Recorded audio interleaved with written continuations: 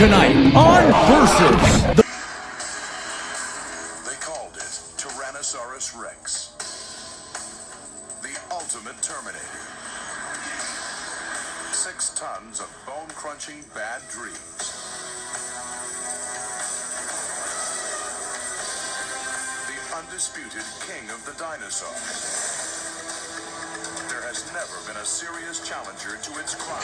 It's one of the most mysterious dinosaurs ever discovered. Head like a crocodile. Meter-long jaws. A spectacular sail. And an overall body larger than T-Rex. Who has the biggest, baddest, bone-crushing bite force? Will the T-Rex come out on top with its high IQ? Or will the heavyweight Spinosaurus win the fight with its size? Dr. Adam Britton, a reptile expert who works with saltwater crocs in northern Australia.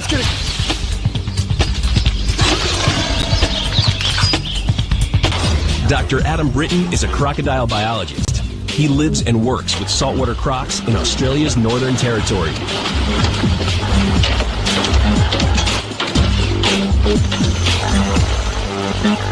I think I killed it. Croc researcher Adam Britton wondered how they could survive such a brutal ordeal. Crocodiles are very, very powerful animals. They fight all the time. Very territorial animals. And we all know how efficient they are with their teeth. At the very least, it's going to get infected. Bacteria are going to get in there. The animal's just going to die from some kind of septicemia. With crocodiles, it just doesn't seem to happen very often. And so, you know, why? Why not? What is it about these animals that stops them from actually really suffering very badly from these kind of injuries?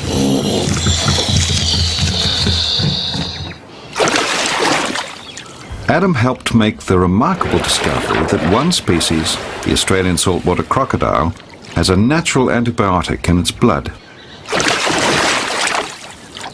This powerful agent may protect the salties from infection. But do all crocodilians enjoy such protection? If so, it may offer another clue as to why crocodiles are such survivors.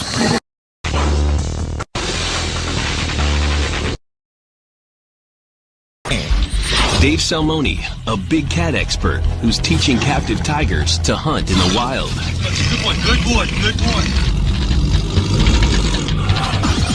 Dave Salmoni, zoologist, tiger wrangler, and moderator. His most recent assignment, training zoo tigers to hunt in the wild. What do you think? Dave Salmoni is a big cat expert. His latest project, an unprecedented attempt to teach captive tigers to hunt. No one has gotten closer to tigers and lived, but not even Dave has been able to measure the power of their paws and jaws.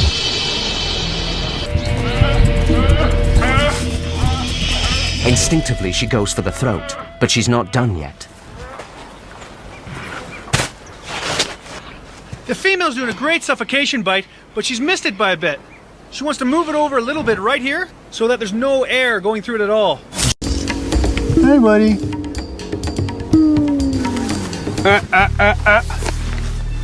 No, no. Backing away. Interesting. Backing away. Is he still coming? Okay, let's go, Greg. Backing away. Greg, I want you over here. Yeah, get Greg, over. Over here. Back up. That's the real deal, Bucko. That's the real deal. He's running. Dave, get in here now. Get in here now.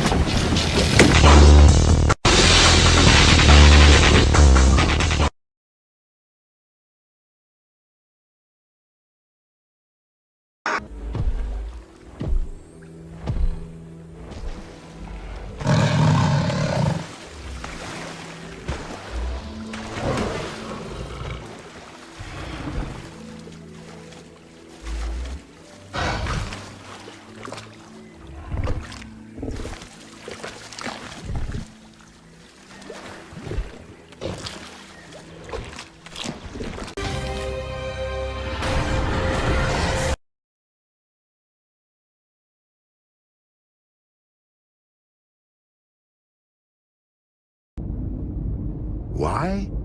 Because the creature's head bears a remarkable resemblance to that of a crocodile. A really big crocodile. With a giant claw powerful enough to punch through metal. A mouth full of crocodile-like teeth. And a sail on its back. It's the biggest, baddest, weirdest dinosaur you've never heard of. Its name is Spinosaurus. Now we unravel its deadly secrets. Spinosaurus deserves celebrity status too. Spinosaurus is a truly amazing dinosaur. It's big, it's really specialized, really well adapted to a different way of life than any other giant creature, and it's just plain weird looking. It certainly is one of the great stars in the history of dinosaurs. Spinosaurus has earned its Hollywood star. It's big and bizarre with a seriously bad attitude. If I heard that there was a living Spinosaurus today, I would be there in a flash. Now, our scientific team is resurrecting this monster to try to figure out how it lived, hunted, and killed. Resurrecting a dinosaur like Spinosaurus is pretty difficult, especially when the first specimen was destroyed and we can't even use those original bones. Recently discovered skull fragments reveal that Spino didn't bite like other big dinosaurs. Its teeth weren't designed to tear through armored skin, bone, and flesh like T-Rex. They're cone-shaped teeth, 6, 8, 10 inches long, possibly longer, sticking out of tremendously powerful jaws. Really, really nasty weapons of destruction. Crocodiles literally shake their prey to bits. And it looks like Spinosaurus used a similar technique. When Spinosaurus got its jaws onto its victim, it would pierce through the meat with those conical teeth. It would thrash its skull back and forth, yanking out chunks of meat, and as it's thrashing back and forth, that victim's neck could be broken. So between the meat being pulled out and the thrashing back and forth, that victim would not last very long.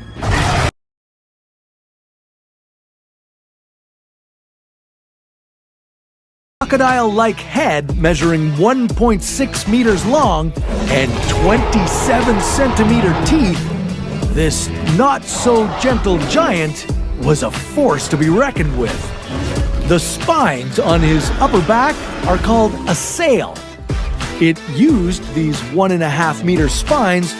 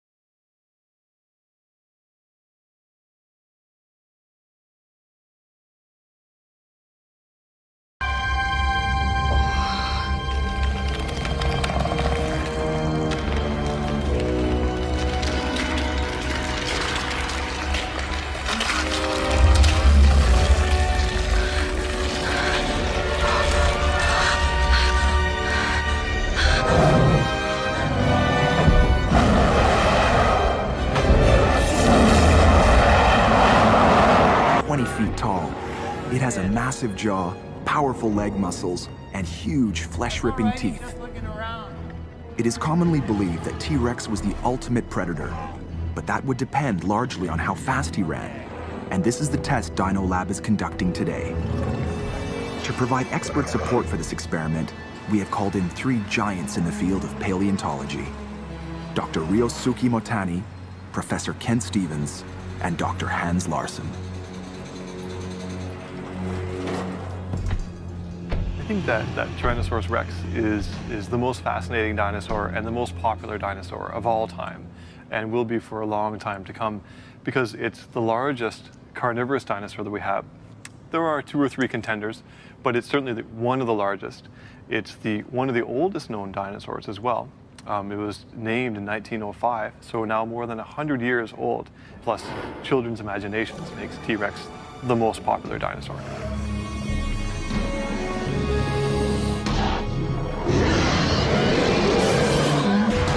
Knowing the top speed of T-Rex is important, because if it ran at only 10 to 15 miles per hour, about as fast as an elephant, there's no way it could have been the deadly hunter we imagine. So, to find out how fast T-Rex could run, we first need to know how much it weighed. So here we have a femur, an upper leg bone of a T-Rex. Left side, right. From the left side, right. And the femur is nice because it gives us an idea as to what kinds of forces were going on in this animal, because it only walked on 2 legs. So at one point, 1 foot is off the ground, and the entire weight of the animal is sitting on this bone. Yes. Which is really a fantastic piece of information, because now we can look at bone circumference, like the whole diameter around here, which I can't even touch my fingers around to give you an idea how big this thing is. In fact, it's more than its weight.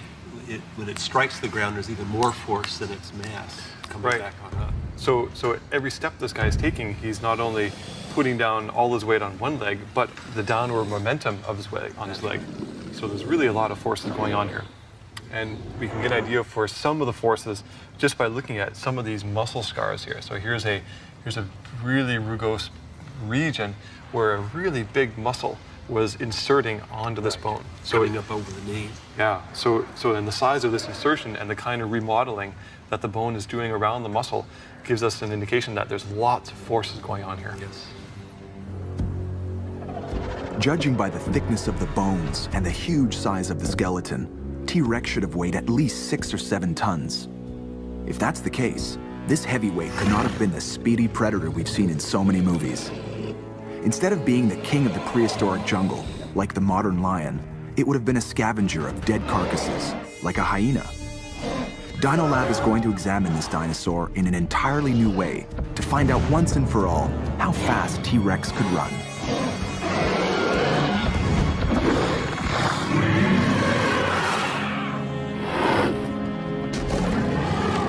Up the treadmill, come on! Was it the fleet-footed predator of our imagination, or just a big, dumb scavenger of leftovers? Using a specially designed king-size treadmill, John and his team will clinically measure if the Roadrunner from Hell deserves its nickname. Really slow it. Really slow. 5 kilometers. 5 locations. So how fast was this guy, do you think? Well, that's the tricky question, because a lot of the estimates of, let's say, mass or speed are really based on the same kinds of values, like the circumference of the femur, for instance. And so it becomes a circular argument if we start trying to talk about the two together. So we have to find a way to tease them apart, and which has been the topic of research for many decades.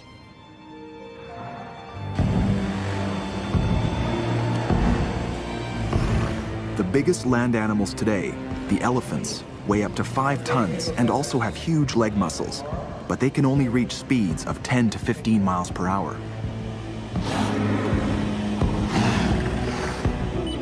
Okay, yeah, faster. Some of the important reasons for wanting to know how fast, let's say, a Tyrannosaurus rex could run have implications far beyond just physiology.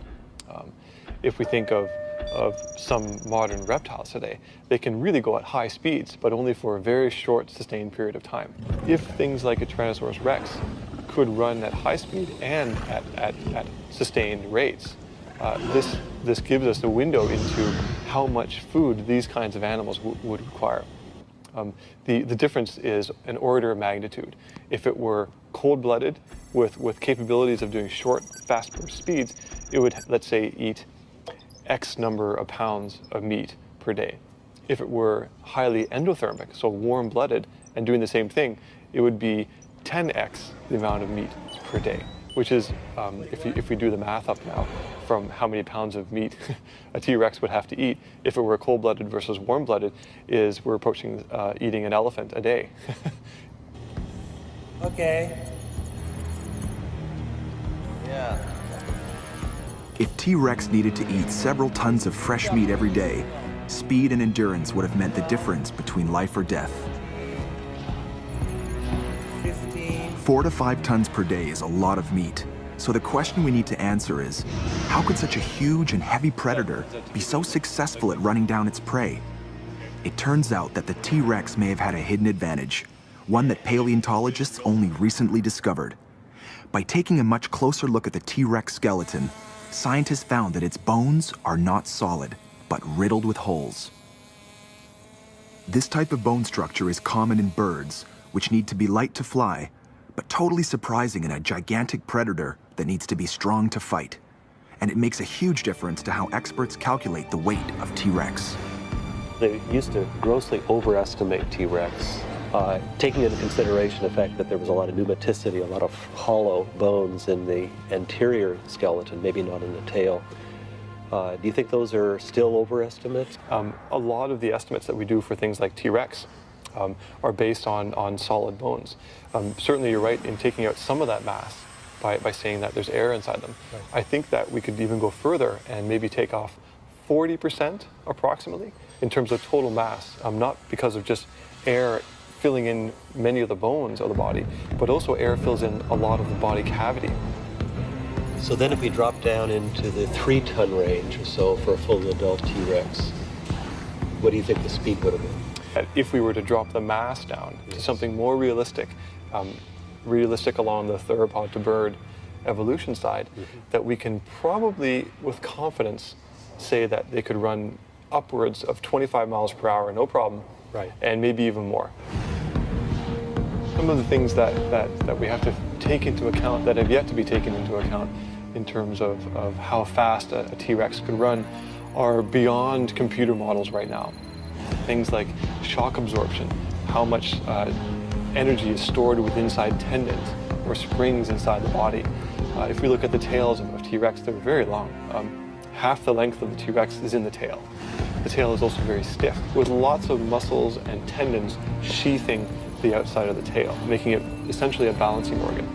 Now, if you put this thing on a treadmill and we watch how it runs, I would bet a lot of money that the tail is actually acting not only as a balancing organ, but as some kind of a force spring storage.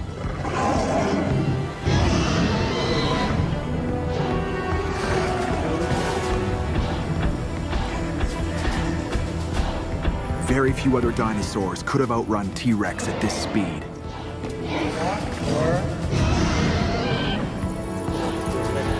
25.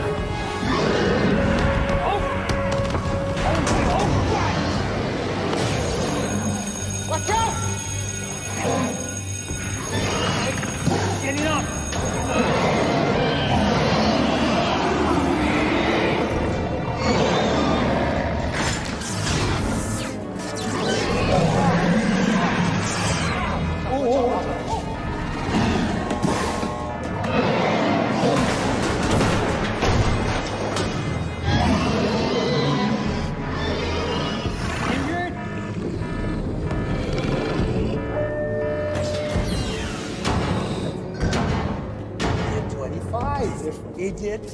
New discoveries show that the combination of a lighter body, along with a rigid tail that stores energy with every stride and then releases that energy like a spring, enabled T-Rex to run much faster than we previously thought.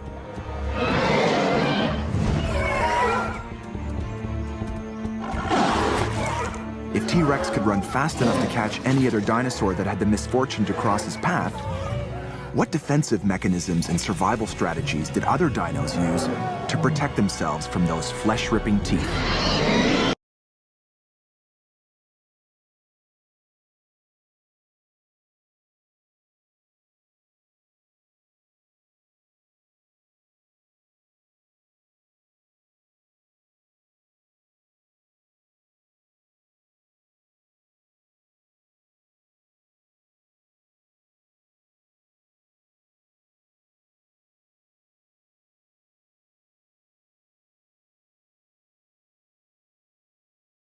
Help solve a mystery. Was T-Rex a predator or a scavenger? T-Rex was one of the last surviving dinosaurs and one of the biggest meat-eating dinosaurs ever known within the dinosaur world. And the question of whether or not it was a scavenger, so feeding on previously dead carcasses, or an active predator is a major question. The whole ecosystem, the lifestyle of what it was doing at the time and how it fit into the rest of the animal and plant population rests on some of these fundamental questions, many of which are not testable with just fossils. Scavengers need powerful teeth and jaws to crush and eat bones. However, the fine, sharp teeth of meat-eating predators would shatter on bone. Dino Lab has created an experiment to safely test T-Rex's teeth. If it will cooperate. Full power in the fences.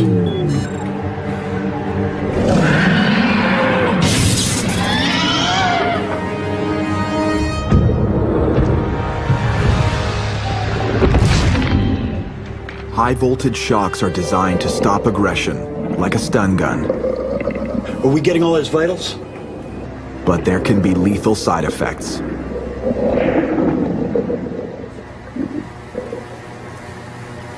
What do you see? Nothing.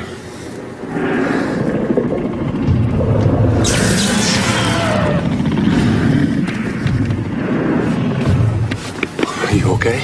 Yeah, it's fine. Don't worry about it. T-Rex is back in action.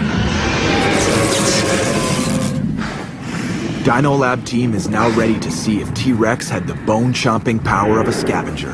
This is an upper jaw right there. That's huge.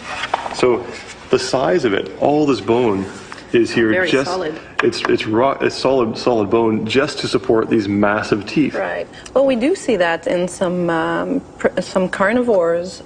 The pressure sensor is carefully calibrated by scientists while the animal handlers prepare the bait.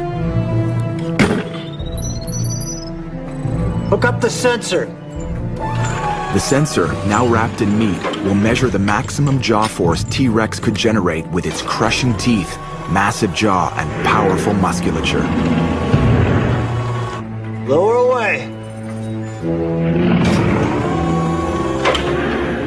We can look at bite force by looking at its biomechanics of the entire skull.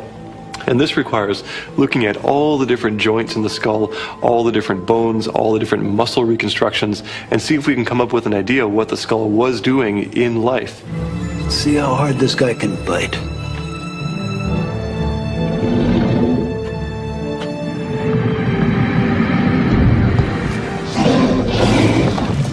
Lift the bait. Let's see if it bites harder. The sensor is not reading the power range required for a scavenger.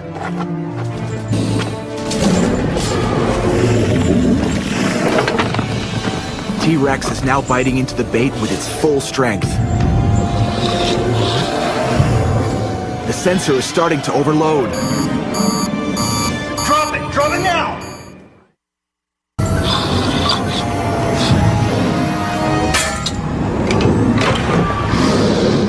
T-Rex has proved it has the muscle power and bite required for scavenging on massive bones. These guys would have no problem picking up and even giving it a small toss in the air. T-Rex flies into a rage, furious that there is no tasty marrow at the heart of the sensor. Somebody's gonna have to go in there and retrieve the sensor.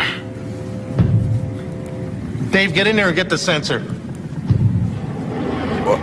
Are you serious?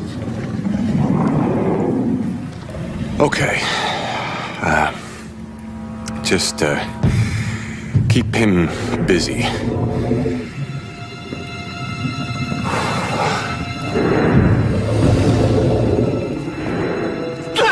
Dave's colleagues have been testing his courage. Now they know he can be trusted in the face of any danger. Okay.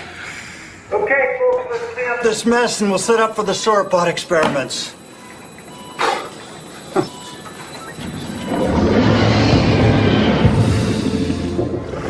The biomechanics of T-Rex's very powerful jaw and colossal neck muscles would make it the perfect scavenger. The body of a young T-Rex is a total contrast.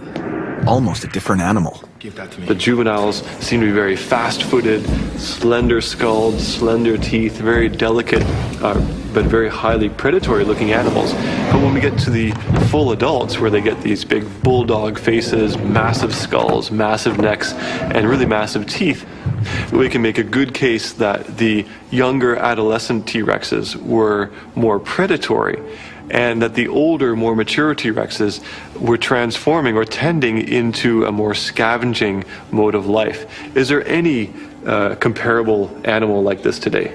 Well, actually, yes, the lion is a very good comparison, because in the lion pride, the females and the younger animals, which are comparatively smaller and lighter and faster, they're the ones who hunt. And the big male lions come in after the hunt is over, and basically they eat the killed animals, so they're being scavengers in a sense. The fleet-footed young T-Rex was a predator, and the massive muscular adult was more of a scavenger. Dino Lab's experiments have finally resolved the conflicting evidence that has caused so much debate.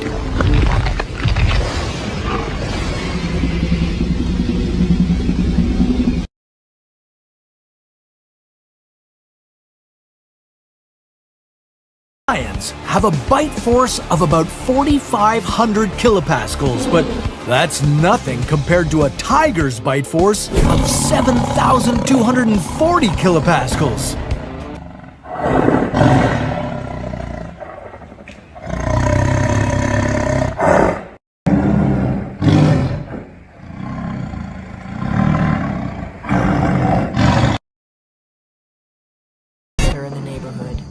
Misstep could result in a fatal goring from Triceratops' massive horns.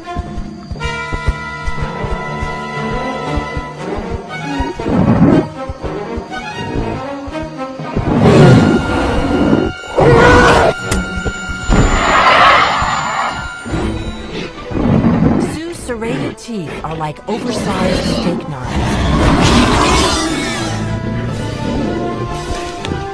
And T-Rex teeth grew throughout their lives.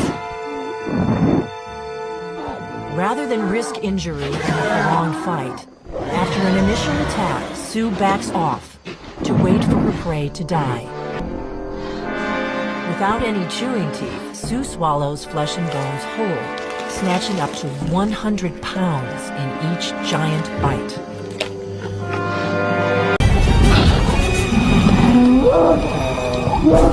Was T-Rex a vicious killing machine? Was it the cold-hearted butcher we love to hate? Challenging the deadly reputation of T-Rex is nothing less than heresy.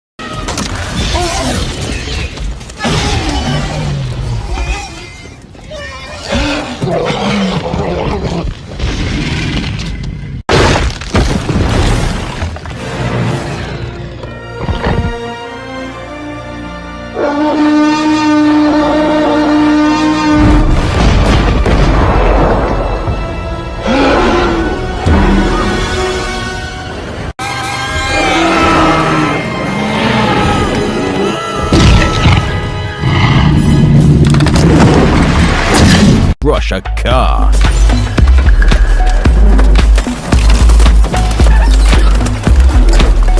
With 60 sharp conical teeth that can grow to a size of 12 inches, it's no surprise.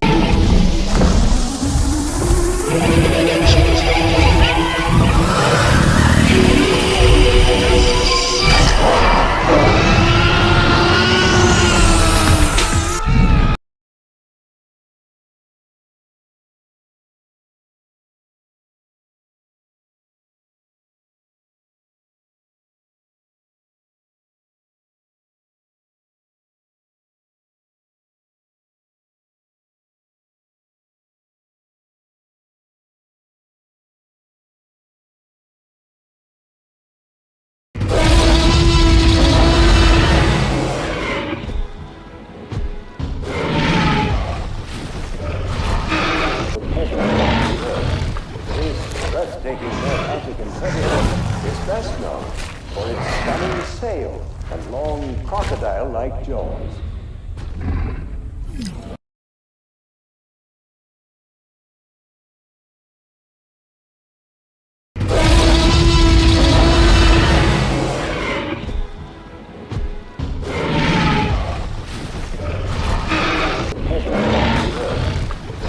Breathtaking North African predator is best known for its stunning sail and long crocodile-like jaws.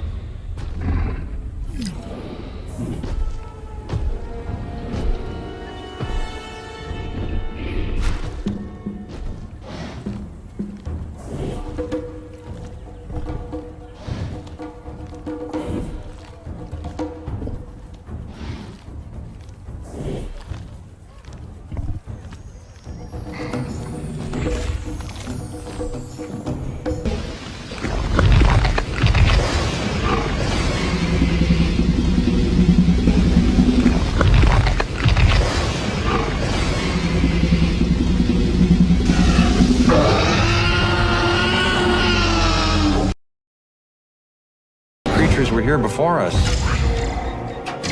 And if we're not careful, they're going to be here after.